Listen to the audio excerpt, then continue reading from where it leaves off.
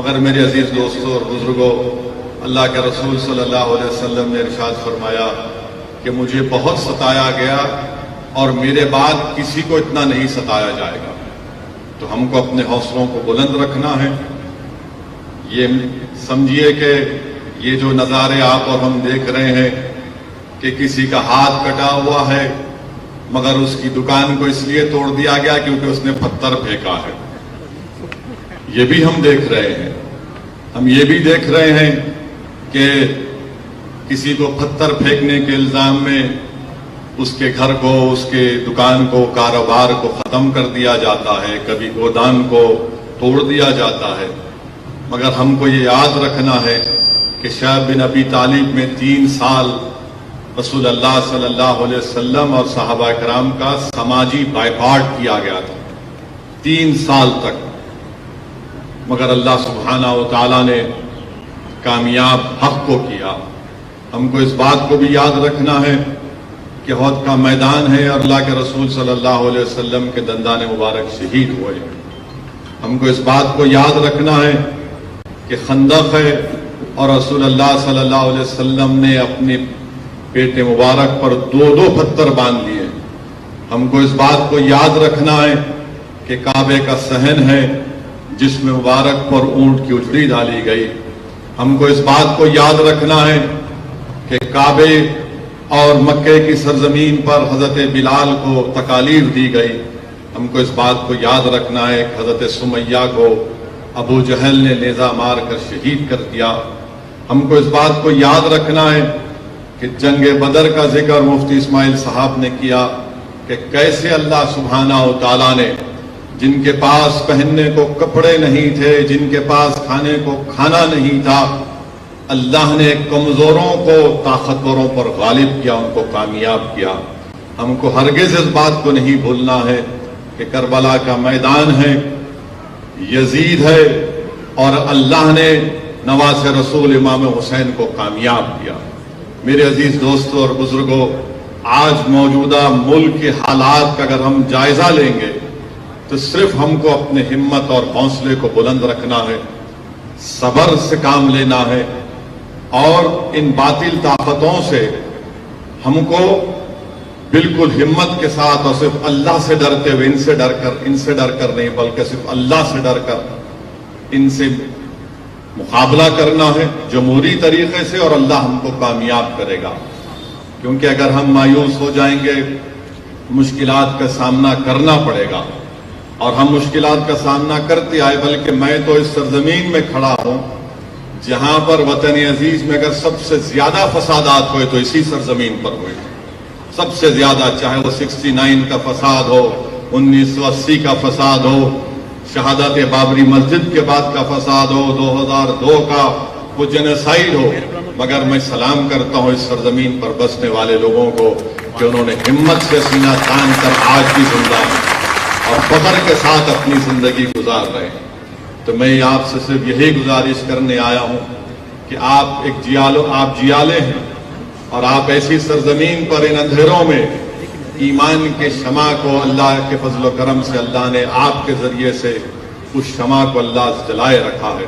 میری آپ سے یہی گزارش ہے کہ آپ ایک سیاسی طاقت بنیے، آپ ایک سیاسی قوت بنیے۔ اس بات کو میری آپ ذہن نشین کر لیجئے، ہو سکتا ہے کہ بہت سو کو میری اس بات سے اتفاق نہیں ہوگا، مگر میں آپ کو پوری ذمہ داری کے ساتھ کہہ رہا ہوں کہ جس وطن عزیز کے لیے ہم نے اپنا خون پسینہ بہایا، جس وطن عزیز کو آزاد کرانے کے لیے ہمارے علماء کرام نے جہاد کا فتویٰ دیا، سولی پر چڑھ گئے، مالٹا کی جیل میں مصائب اور مشکلات کا سامنا کیا، جس وطن عزیز کے لیے ہمارے علماءوں کو جیل کی صحبتیں کاٹنی پڑی، آج ہمارے وطن عزیز میں ہم سے یہ کہا جا رہا ہے کہ تمہاری بات کو نہیں سنا جائے گا۔ میرے عزیز دوستوں اور بزرگوں، اگر ہم خاموش بیٹھ جائیں گے تو یاد رکھیے ہم ان مجاہدین آزادی کو خراج عقیدت نہیں بلکہ ہم ان کو دھوکہ دے رہے ہیں، ان کی روحوں کو دھوکہ دے رہے ہیں، بلکہ ان کی قربانیوں کو زندہ رکھنا ہے۔ تو ہم کو ایک زندہ رہ کر اپنے مسائل کو جمہوری طریقے سے بے باکی کے ساتھ اور اپنے حوصلہ اور ہمت کو بلند کر کے ہم کو اپنے مسائل کو حل کرنا ہے. اور میری اس بات کو آپ ذہن نشین کر لیجئے کہ وطن عزیز میں مسلمان حکومت کو نہیں بدل سکتا. وطن عزیز میں مسلمان کسی حکومت کو نہیں بدل سکتا. یہ دھوکہ آپ کو دیا جا رہا ہے. اور ہم ہمیشہ یہ بات سمجھتے تھے کہ ہمارا ووٹ بینک ہے. آپ کا کوئی ووٹ بینک کبھی نہیں تھا, نہ ہے, نہ کبھی رہے گا. اس ملک میں ہمیشہ اکثریتی طبقے کا ووٹ بینک تھا, ہے اور رہے گا.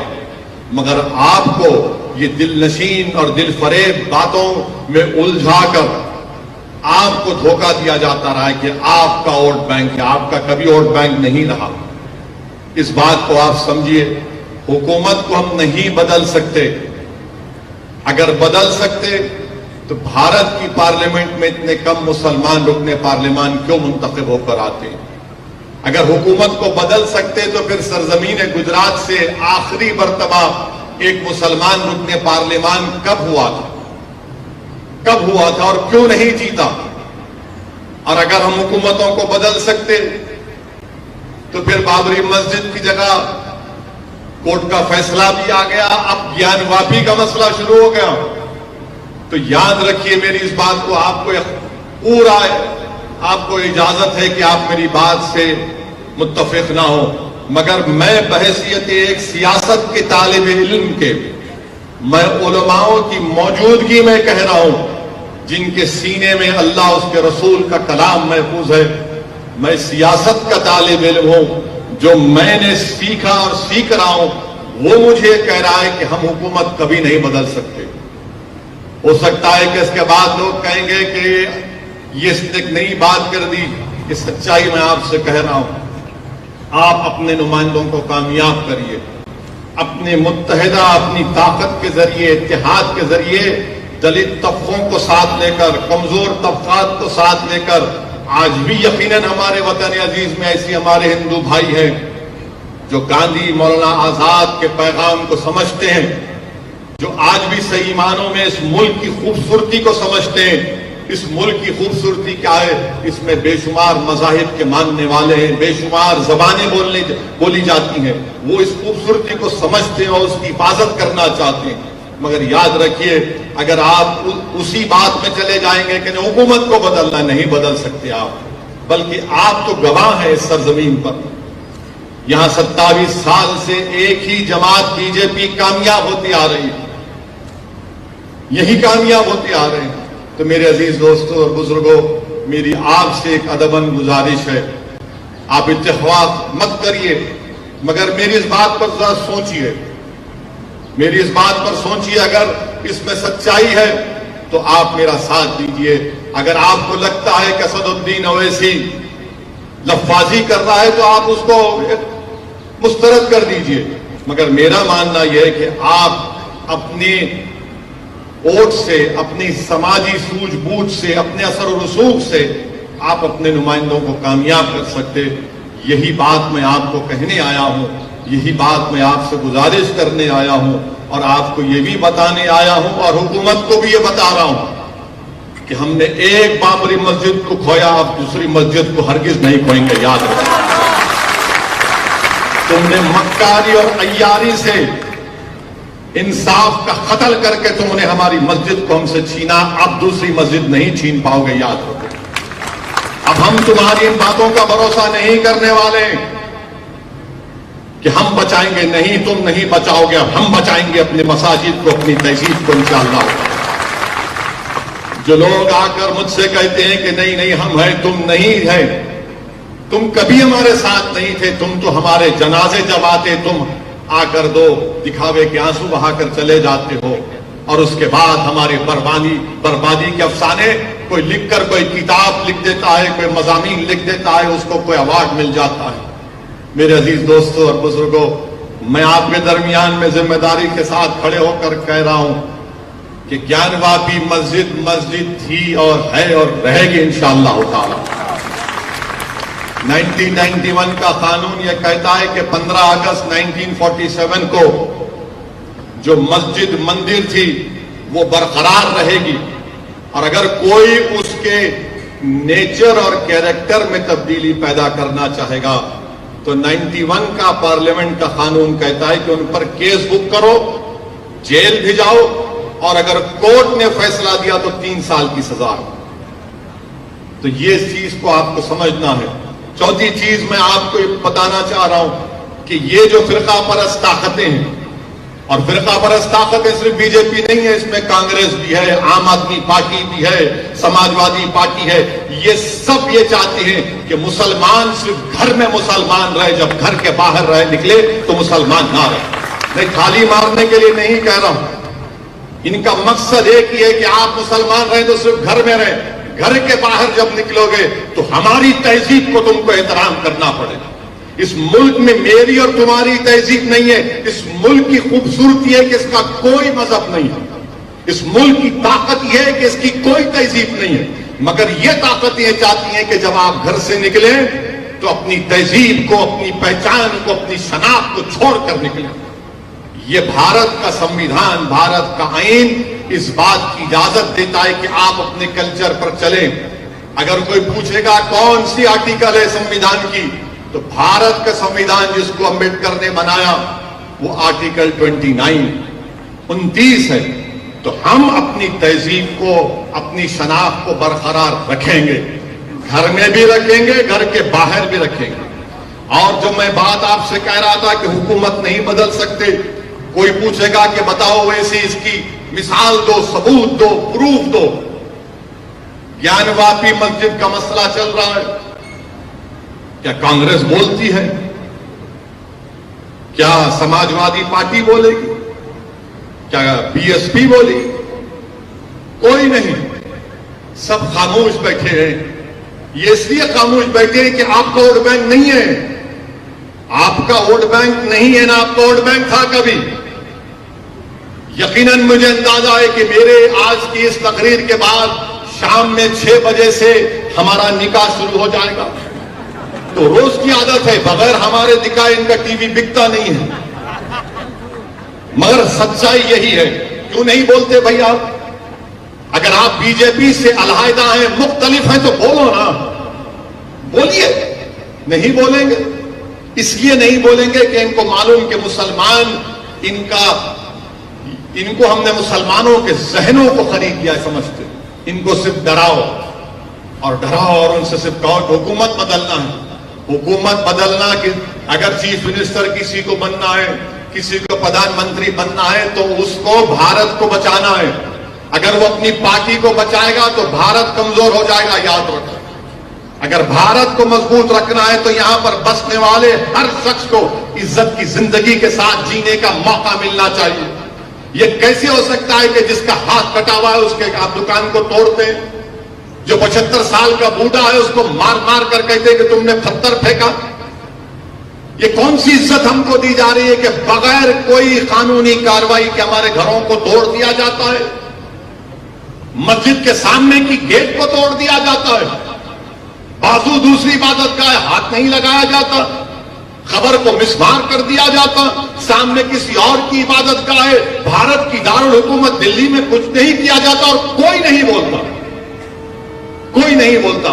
ہم جب دلی میں تھے، میں گیا تو رات میں کسی نے مجھ سے کہا کہ کیا اویسی تم بھی نہیں آؤ گے؟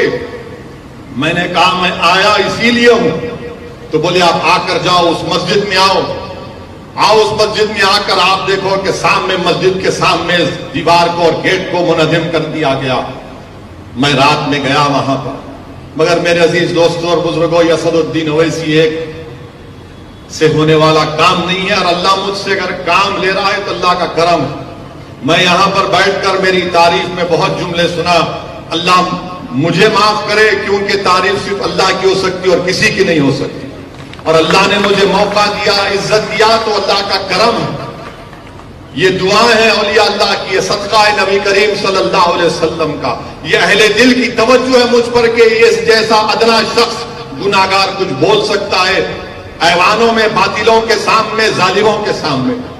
تو میرے عزیز دوستوں اور بزرگوں، آپ مجلس کو اپنائیے، آپ مجلس کو مضبوط کریے، آپ اسد الدین اویسی کا ساتھ مت دیجیے، آپ صابر بھائی کا ساتھ مت دیجیے، بلکہ آپ ایک مرتبہ اپنا ساتھ دیجیے۔ آپ ایک مرتبہ اپنا ساتھ دیجئے۔ علامہ اقبال نے کیا خوب کہا تھا اس شعر میں کہ اگر تو میرا نہ بن سکا تو اپنا بن۔ میں کیا کہا تھا علامہ اقبال نے کہ اپنے من میں ڈوب کر پا جا سراغ زندگی، تو اگر میرا نہ بن سکا تو اپنا تو بن۔ اور آخری بات کہ ہاں الزام مجھ پر لگتا ہے اور لگتا رہے گا، مگر الزام لگانے والوں یاد رکھو یہ دنیا فانی ہے، تم کو بھی جواب دینا پڑے گا اللہ کے سامنے، میں بھی کھڑا رہوں گا، تم کو اللہ کے دربار میں ان الزامات کا جواب دینا پڑے گا۔ مجھے تمہارے الزام کی کوئی فکر نہیں، تم جتنا جی بھر کے الزام لگاتے لگاؤ، تم اپنے سیاسی آقاؤں کو خوش کرنے کے لیے، اپنے نمبرات کو بڑھانے کے لیے تم الزام لگا رہے ہو۔ میں جو کام کر رہا ہوں اللہ میرے دل کا حال جانتا ہے، میں اللہ کی خوشنودی کے لیے، اللہ کو راضی کرنے کے لیے، اپنا خاتمہ ایمان پہ کرنے کے لیے میں جدوجہد کر رہا ہوں۔ کامیابی آج نہیں ملی کل ملے گی، اگر کل بھی نہیں ملے گی تو حشر کے میدان میں مجھے ملے گی انشاءاللہ تعالی۔ مجھے اپنے اعمال پر بھروسہ نہیں ہے، مجھے اللہ کی رحمت پر بھروسہ ہے، مجھے اللہ کی فضل پر بھروسہ ہے، اور یہی چیز ہے جو ہم کو یہاں تک لے کر آئی۔ اگر اسد الدین اویسی حیدرآباد کو چھوڑ کر گجرات کو آتا ہے، بہار کے سیمانچل کو جاتا ہے، راجستھان کو جاتا ہے، تو کیا چیز ہے؟ یہی چیز ہے کہ یہ وقت ایسا ہے کہ آپ کو جمہوریت میں اپنی آواز کو، اپنے نمائندوں کو کامیاب کرنا۔ لوگ بہت سی باتیں کرتے ہیں، ارے کیا کر لیں گے آپ؟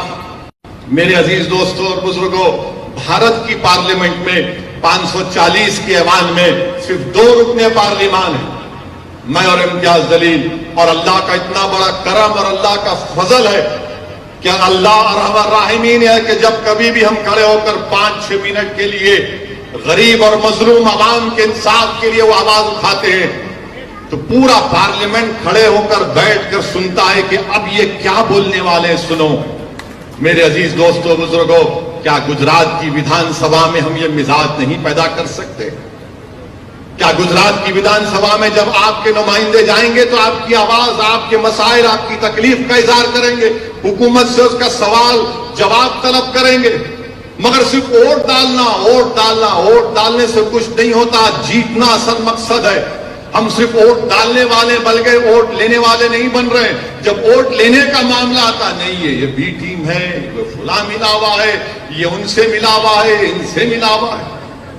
میں آپ سے اپیل کر رہا ہوں کہ ان کے کوئی دلائل میں سچائی نہیں ہے، یہ صرف بھوکلاہٹ کا شکار ہو کر اپنی انانیت میں اور اپنی عزت اور اپنی طاقت کو، جو طاقت جو ان کو اللہ نے دی، وہ سمجھتے ہیں کہ اپنے لیے استعمال کریں گے۔ میرے عزیز دوستوں اور بزرگوں، آپ متحد رہیے۔ یہاں پر بے شمار مسائل ہیں، بہت سے مسائل ہیں۔ ابھی ہمارے کو بتایا گیا کہ ولی گجراتی کی خبر کو 2002 کے فسادات میں مسمار کر دیا گیا۔ جب کورٹ نے کہا کہ بناؤ تو وہاں پر کانگریس کی چیئرمین تھا، نہیں بنایا گیا، نہیں بنایا گیا۔ اب تو کانگریس پارٹی میں احمد پٹیل صاحب مرحوم کہ اس دنیا سے چلے جانے کے بعد تو کوئی نام کا بھی وہاں پر کوئی نہیں ہے، مگر یہی لوگ ہیں، کمزور لوگ ہیں، ان کا کام صرف یہی ہے کہ الزام لگاؤ، یہ ڈراؤ، وہ بی ٹیم ہے، وہ فلاں ہے، امکا ہے۔ میرے عزیز دوستوں اور بزرگوں، آپ سے پھر سے کہہ رہا ہوں کہ آپ اپنے نمائندوں کو کامیاب کر سکتے ہیں۔ آپ متحد ہو جائیے، اپنے نمائندوں کو کامیاب کریے، اور اللہ سبحانہ و تعالیٰ سے پوری امید رکھیے۔ ہم کو نا امید ہونے کی ضرورت نہیں ہے۔ اللہ قرآن میں فرماتا لا تقنطوا من رحمت اللہ، کہ میری رحمت سے مایوس مت ہو۔ یہ حالات ہیں، بدلیں گے حالات، یاد رکھیے آپ، جو دنیا میں آیا وہ جائے گا، وہ دنیا میں آیا وہ جائے گا ایک دن، اور ہم کو اللہ سے پوری امید رکھنی ہے۔ مجھے یہاں پر جب میں بیٹھا تھا تو مجھے بانی دیوبند کا ایک شعر یاد آیا۔ علماء کرام مجھے معاف کریں کہ بانی دیوبند نے کہا تھا، فرمایا تھا کہ مدد کر اے کرم احمدی، کہ تیرے سوا قاسم بیکس کا کوئی نہیں ہے کارساز۔ میرے عزیز دوستوں اور بزرگوں، ہم کو اپنے اللہ سے رشتے کو، رسول اللہ صلی اللہ علیہ وسلم سے نسبت کو مضبوط رکھنا، اور جب یہ رشتہ مضبوط ہوگا، ان تمام لوگوں کے چہرے آپ کے سامنے آ جاتے ہیں جو مختلف باتیں کرتے ہیں، مختلف प्रोग्राम इनके हैं, मगर अब ये जो मुल्क में जो मसाइल हैं, याद रखिए मेरी इस बात को, ये अंधेरी रात लंबी रहने वाली है, ये अंधेरी रात लंबी रहने वाली है। अगर इस अंधेरी रात में आपको चिराग जलाना है तो आप एक सियासी नुमाइंदों को कामयाब करिए जो आपकी आवाज बनकर जाएंगे, जो आपके मसाइल को उठाएंगे। अल्लाह ही जानता, गैब का हाल तो अल्लाह जानता है, मगर जो हमको समझ में आ रहा है ये हालात और बढ़ेंगे, ये तमाम चीजें और बढ़ती जाएंगी, मगर हमको हिम्मत को बुलंद रखना है। और मैं खत्म करने से पहले मुझे किसी ने एयरपोर्ट पर पूछा कि ये डिमोलिशन क्यों हो रहा है, ये ताजमहल के नीचे क्यों देखा जा रहा है, ये ज्ञानवापी के नीचे क्यों देखा जा रहा है। तो भारत के प्रधानमंत्री ने मन की बात में कहा था कि कभी कभी मजाक करना चाहिए, जोक करना चाहिए। सुना होगा आपने मन की बात, कहा था कि कभी कभी लतीफा बोलना चाहिए। तो आखिरी बात कहकर खत्म करता हूं, मुझे लगता है कि ये जो ताजमहल के नीचे जो कमरों की बात हो रही है, ज्ञानवापी के नीचे क्या है देखने की बात हो रही है, वो असल में ये है कि प्रधानमंत्री की डिग्री तलाश कर रहे हैं, entire MA political science. Degree तो मिलती नहीं है, तो बोले नहीं ताजमहल के नीचे होगी। भाई भारत का प्रधानमंत्री ताज के नीचे होगी, भारत का प्रधानमंत्री ज्ञानवापी के नीचे होगी। प्रधानमंत्री सीरियस मत लीजिए, दिल पे मत लीजिए, वरना फिर कोई एनकाउंटर हो जाएगा। और मीडिया वालों से ही बोल रहे कि हमने जोक किया, आपके बादशाह सलामत के ताल्लुक से मजाक किया, दिल पे मत लीजिए। तो बहरहाल मेरे अजीज दोस्तों और बुजुर्गों, उलमा इकराम, आपका बेहद शुक्रिया।